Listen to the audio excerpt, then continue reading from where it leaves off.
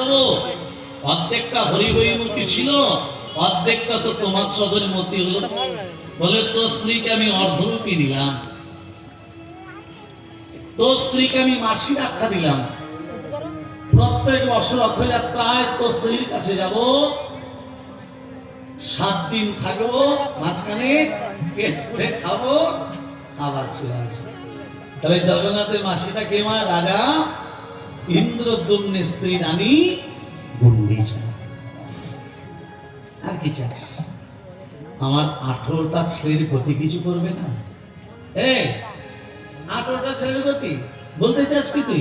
তুমি তো কৃষ্ণ, তুমি তো জগন্নাথ, প্রতিটা কি করতে চাস? বলে প্রভু আমি অন্য কিছু চাই না, আমার 18টা ছেলে যে রঙের কাপড় পরে আছে, সম রঙের কাপড় মন্দিরে চূড়ায় পতাকা রূপে যেন দেওয়া হয়। প্রতিদিন দেওয়া হবে, পাল্টানো হবে, দেওয়া হবে, পাল্টানো হবে, দেওয়া হবে, পাল্টানো হবে। 18 দিন দেবার পর, ভালো করে বন্ধু শোনো, 19 দিনের দিন প্রথম দিনে যেটা চড়ানো হয়েছিল সেটাই আবার চড়ানো হবে। বেশ, আচ্ছা এবারে বলি, পুরীধাম যারা বেড়াতে গেছেন, পুরীর মানে জগন্নাথের মন্দিরে যারা দর্শন করেছেন, বা 6 দিন 7 দিন 8 দিন যে যতদিনই থাকেন না কেন, গজা নিয়ে এসছেন নাকি? জোরে বলুন। বুঝেছেন? সবাইকে দিয়েছেন নাকি? ভালো করেছেন। তোরা যাইবি পশ্চিমে, বলবি দক্ষিণে, দাঁড়াবি পূরব মুখে, গোপন প্রীতি গোপনে রাখবি, থাকবি মনের সুখে। বুঝতে পারলেন না? যাইবি পশ্চিমে, বলবি দক্ষিণে। নবদ্বীপ যদি বেড়াতে যাও, নবদ্বীপ যদি তীর্থ ভ্রমণ করতে যাও, বলবে বাপের বাড়ি যাচ্ছি।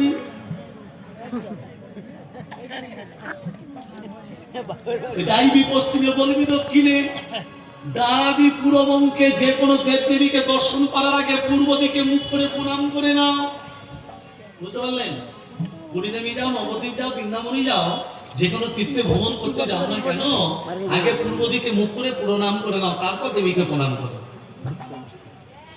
দাঁড়াবি পূর্ব মুখে। গোপন প্রীতি, প্রীতি মানে কি? ভালোবাসা। ভালোবাসা কাউকে জানাতে আছে কি? জোরে বলুন। জানাতে নেই? তুমি যে ভালোবাসা করে আনলে পুরীধাম থেকে বা নবদ্বীপ থেকে বা বৃন্দাবনে, তুমি যখন যাচ্ছ সবাইকে যদি বলো আমি নবদ্বীপ যাচ্ছি, নবদ্বীপ বলবে তুই নবদ্বীপ যাচ্ছিস, 100 টাকা নিয়ে যা, আমার নামে পুজো দিয়ে দিবি, পুণ্যের ভাগ বসিয়ে দিবি।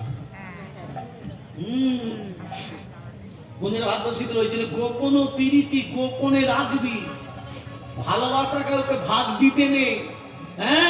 থাকবি মনের সুখে। যখন পুরীধাম থেকে ঘরে আসছো, সেই ভালোবাসা কাউকে ভাগ করে দিতে নেই।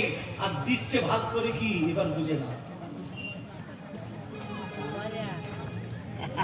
ভাগ করে দিচ্ছে না, যেটা কিনে নিয়ে কত দেবে না। গোপনে প্রীতি গোপনে রাখবি, থাকবি মনের সুখে। ভালোবাসা গোপনে রেখে দাও, বিলিয়ে দিতে নেই। বলে প্রভু তুমি তো কৃষ্ণ, তুমি আজকে জগন্নাথ হয়েছো, কাকে কোথায়? মাঝেতে সুভদ্রা ভগিনী, দক্ষিণে বলনা।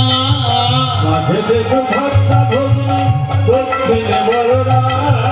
মাঝেতে সুভদ্রা ভগিনী, দক্ষিণে বলনা। বাম পাশে দাঁড়াইছেন কৃষ্ণ ভগবান, বাম পাশে দাঁড়াইছেন কৃষ্ণ ভগবান।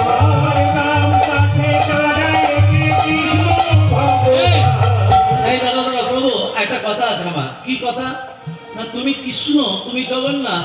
আমার মনে একটু অভিলাষ, আমাদের জীবনে তো কোনো পূর্ণ অর্জন করিনি, তা কেন পূর্ণ অর্জন করিসনি এ কথা ভাবলি কেন?